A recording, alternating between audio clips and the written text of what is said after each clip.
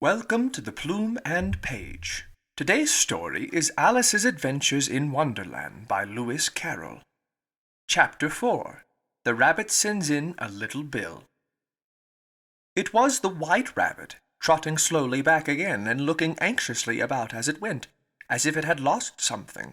And she heard it muttering to itself, the Duchess, oh, my dear paws, oh, my fur and whiskers, she'll get me executed, as sure as ferrets are ferrets. Where can I have dropped them, I wonder?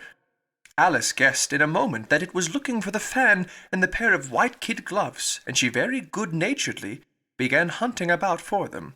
But they were nowhere to be seen. Everything seemed to have changed since her swimming in the pool, and the great hall, with the glass table and the little door, had vanished completely.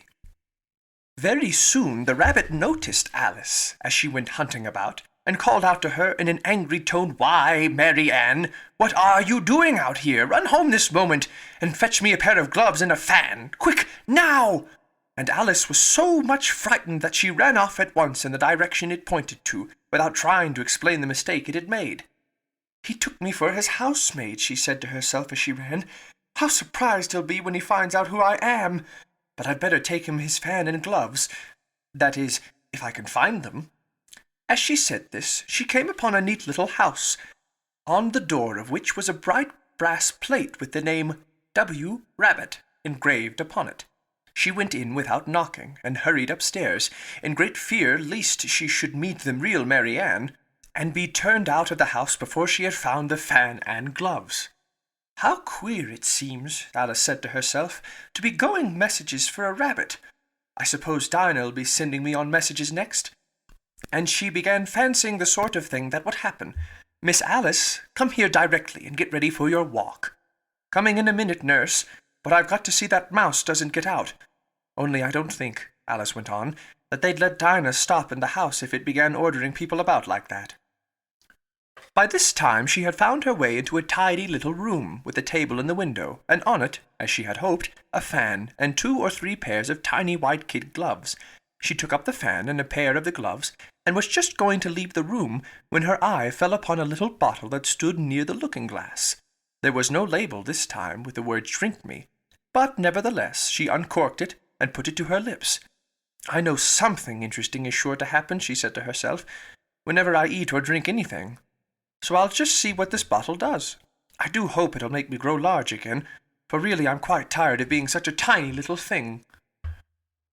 It did so indeed, and much sooner than she had expected. Before she had drunk half the bottle, she found her head pressing against the ceiling, and had to stoop to save her neck from being broken. She hastily put down the bottle, saying to herself, "That's quite enough. I hope I shan't grow any more. As it is, I can't get out at that door. I do wish I hadn't drunk quite so much." Alas, it was too late to wish that. She went on growing, and very soon had to kneel down on the floor. In another minute there was not even room for this, and she tried the effect of lying down with one elbow against the door, and the other arm curled around her head. Still she went on growing, and, as a last resource, she put one arm out of the window, and one foot up the chimney, and said to herself, "Now I can do no more, whatever happens. What will become of me?" Luckily for Alice, the little magic bottle had now had its full effect, and she grew no larger. Still it was very uncomfortable, and, as there seemed to be no sort of chance of her ever getting out of the room again, no wonder she felt unhappy. It was much pleasanter at home, thought poor Alice, when one wasn't always growing larger and smaller, and being ordered about by mice and rabbits. I almost wish I hadn't gone down that rabbit-hole, and yet, it's rather curious, you know, this sort of life. I do wonder what can have happened to me. When I used to read fairy tales, I fancy that kind of thing never happened, and now here I am in the middle of one. There ought to be a book written about me. That there ought. And when I grow up I'll write one. But I'm growing up now," she added in a sorrowful tone. "At least there's no room to grow up any more here." "But then," thought Alice, "shall I never get any older than I am now? That'll be a comfort, one way. Never to be an old woman, but then, always to have lessons to learn. Oh, I shouldn't like that." "Oh, you foolish Alice," she answered herself. "How can you learn lessons in here? Why, there's hardly room for you, and no room at all for any lesson books." And so she went on, taking first one side and then the other, and making quite a conversation of it altogether. But after a few minutes she heard a voice outside, and stopped to listen. "Mary Ann, Mary Ann," said the voice, "fetch me my gloves this moment." Then came a little pattering of feet on the stairs. Alice knew it was the rabbit coming to look for her, and she trembled till she shook the house, quite forgetting that she was now about 1,000 times as large as the rabbit, and had no reason to be afraid of it.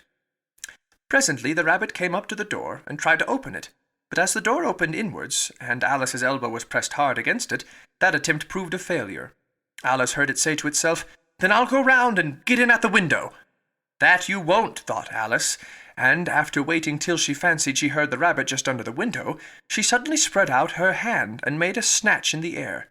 She did not get hold of anything, but she heard a little shriek and a fall, and a crash of broken glass, from which she concluded that it was just possible it had fallen into a cucumber frame, or something of the sort. Next came an angry voice, the rabbit's. "Pat, Pat, where are you?" And then a voice she had never heard before.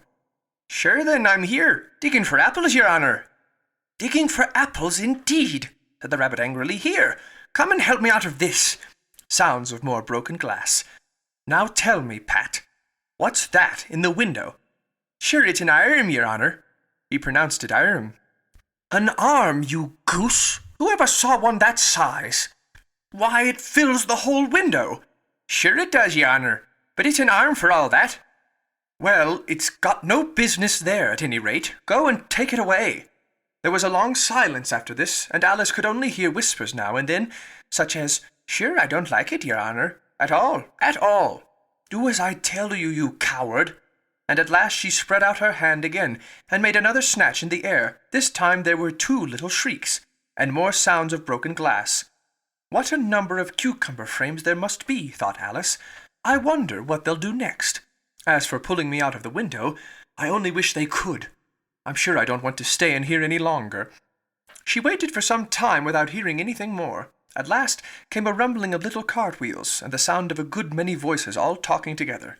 She made out the words, "Where's the other ladder? Why, I hadn't to bring but one. Bill's got the other."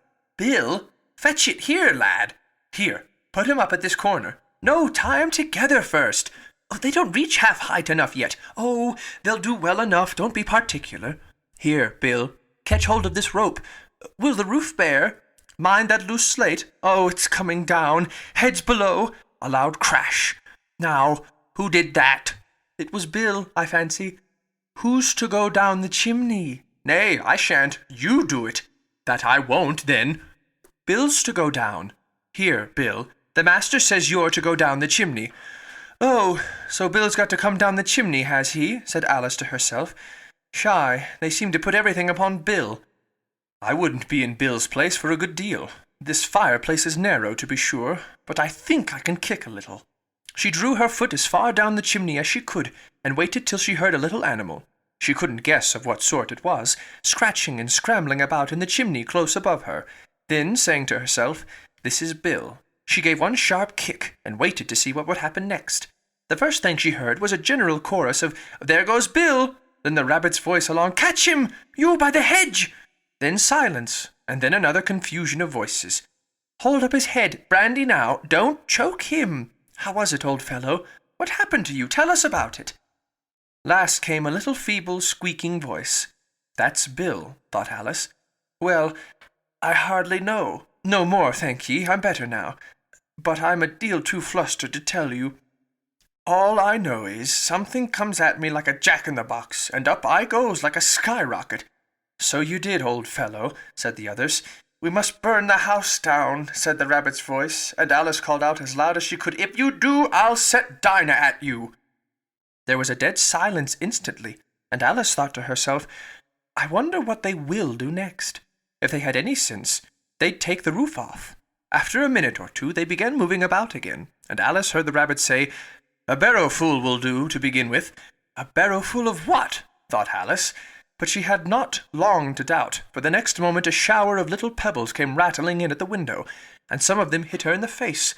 "I'll put a stop to this," she said to herself, and shouted out, "You'd better not do that again," which produced another dead silence. Alice noticed with some surprise that the pebbles were all turning into little cakes as they lay on the floor, and a bright idea came into her head. If I eat one of these cakes, she thought, it's sure to make some change in my size, and as it can't possibly make me larger, it must make me smaller, I suppose. So she swallowed one of the cakes, and was delighted to find that she began shrinking directly. As soon as she was small enough to get through the door, she ran out of the house, and found quite a crowd of little animals and birds waiting outside.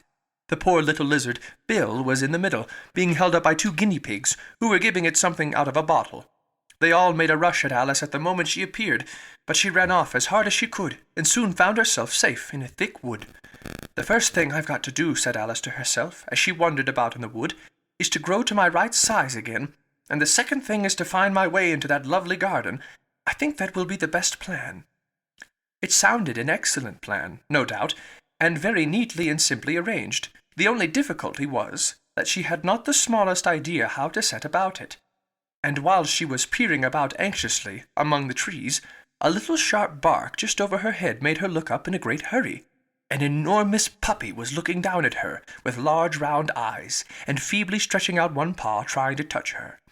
"Poor little thing," said Alice in a coaxing tone, and she tried hard to whistle to it, but she was terribly frightened all the time at the thought that it might be hungry, in which case it would be very likely to eat her up in spite of all her coaxing. Hardly knowing what she did, she picked up a little bit of stick and held it out to the puppy, whereupon the puppy jumped into the air off all its feet at once with a yelp of delight, and rushed at the stick and made believe to worry it. Then Alice dodged behind a great thistle to keep herself from being run over, and the moment she appeared on the other side, the puppy made another rush at the stick and tumbled head over heels in its hurry to get hold of it. Then Alice, thinking it was very like having a game of play with a cart horse, and expecting every moment to be trampled under its feet, ran round the thistle again. Then the puppy began a series of short charges at the stick, running a very little way forwards each time and a long way back, and barking hoarsely all the while, till at last it sat down a good way off, panting with its tongue hanging out of its mouth, and its great eyes half shut. This seemed to Alice a good opportunity for making her escape, so she set off at once, and ran till she was quite tired and out of breath, and till the puppy's bark sounded quite faint in the distance. "And yet, what a dear little puppy it was," said Alice, as she leant against a buttercup to rest herself, and fanned herself with one of the leaves. "I should have liked teaching it tricks very much, if I'd only been the right size to do it. Oh dear, I'd nearly forgotten that I've got to grow up again. Let me see. How is it to be managed? I suppose I ought to eat or drink something or other. But the great question is, what?" The great question certainly was what.